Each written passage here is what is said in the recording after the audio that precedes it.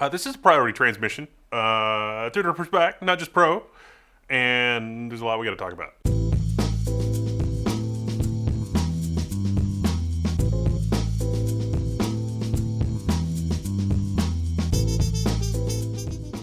Yeah, AMD has broken cover on Threadripper Pro 7000WX series. I've got the inside scoop, but today is really just about the press day, and usually I don't do videos for just like the announcement, because you could read the announcement anywhere and it's fine, but I've seen these firsthand. There's not a lot of details that I can share yet, but I've seen these firsthand. What it looks like AMD's putting together with the launch of the 7000 series Zen 4 based Threadripper is something that will cement Threadripper as a product for the ages, a workstation product for the ages. But they're also going back to their high-end desktop roots. Why? Well, maybe a little bit because Intel did that with Sapphire Rapids, the market demands it. Maybe because the supply is a little bit better than with the 5000 series Threadripper parts. I mean, there was only Threadripper Pro 5000 series.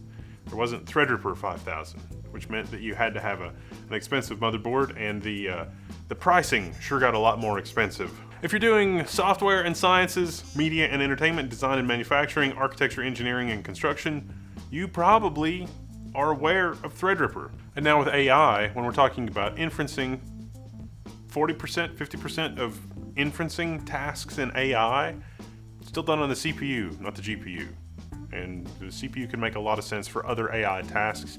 AMD's got some pretty good slides where they're comparing their 7995WX with 96 cores to the W9 3495X with 56 cores. I think the better comparison is going to be 64 cores versus 64 cores, and then know that you can go actually beyond that. Things like the Chromium compile and the After Effects, it's like, it's going to be a little bit faster for compositing, it's going to be a little bit faster for whatever. Listen, with After Effects, if you run multiple jobs in parallel on After Effects, because you can, I guarantee you the 96 core is going to be way faster. Same deal with Chromium. It's like, Chromium is 28% faster. Listen, your bottleneck is not going to be your CPUs in that case. Your bottleneck is probably going to be your storage. Are you doing the compile from a RAM disk? You need to be doing the compile from a RAM disk. It is 50% faster in Unreal Engine, which, larger projects, they do parallelize a little bit better, at least according to AMD slides. So this time around, there's the Pro platform and there's a high-end desktop platform. The Pro platform is remote manageability. That's the out-of-band management that we saw on workstation boards and all Threadripper Pro motherboards pretty much. There's also some other Pro manageability features. 8 channels of memory. It's 128 PCIe lanes. The extra PCIe lanes beyond 128 that you see reported in some places has to do with chipset I/O, but there is actually 8 extra lanes that are just quality of life improvements. So it's 128 lanes is not technically accurate because there are a couple of it's like 8 lanes that you have extra for doing other types of interfaces stuff.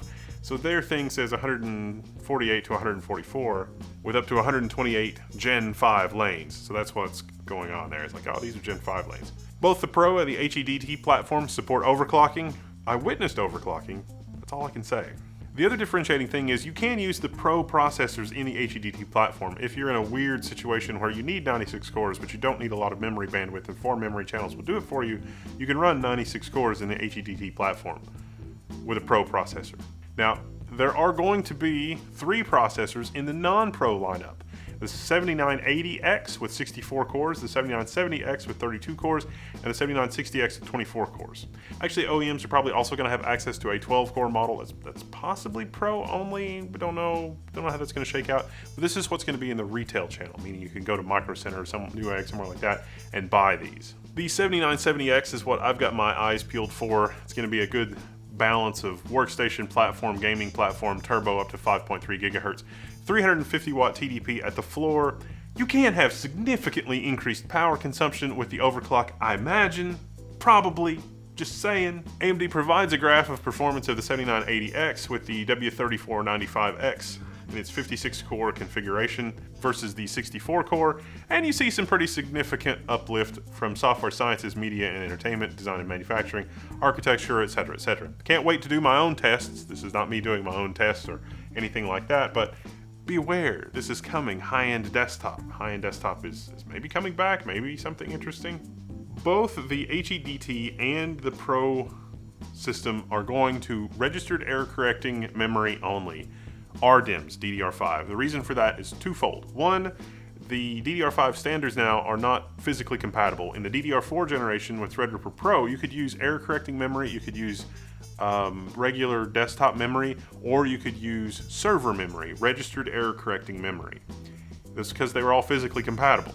In terms of supporting DDR4 and all the myriad different configurations, that was a bit of a headache and an engineering challenge. Because of the engineering challenges of supporting the insane DDR5 memory speeds, we're in a world where, unless you've only got 2 DIMMs or 2 memory channels, and you really, really want to cut the costs of the platform, there's registered error correcting DDR5. The officially supported memory speed is DDR5 5200 officially, but you're going to be able to overclock and really push that to the moon on the Pro platform as well as the high-end desktop platform. Now, if you're thinking, well, this isn't, the same as Epic Genoa, it's not 12 memory channels, what gives? I want my 4 other memory channels. To you, I would say, well, keep in mind this isn't 4800, it's 5200 and beyond. One imagines that 6000 might be possible or doable, and when you're running DDR5 memory that much faster, do you really need 12 channels? I mean, 8 channels is pretty awesome. The other thing here is 1 DIMM per channel, so that takes out a lot of the engineering kerfuffle. Now, if you're thinking, I would much rather have desktop memory on the high-end desktop platform, maybe we have registered error correcting memory only on the Pro platform. No, I agree with AMD's decision here, because if you're buying something like this, you really should have error correcting memory across the board, and like a DDR5 ECC UDIMM type of thing doesn't really make sense from an engineering perspective.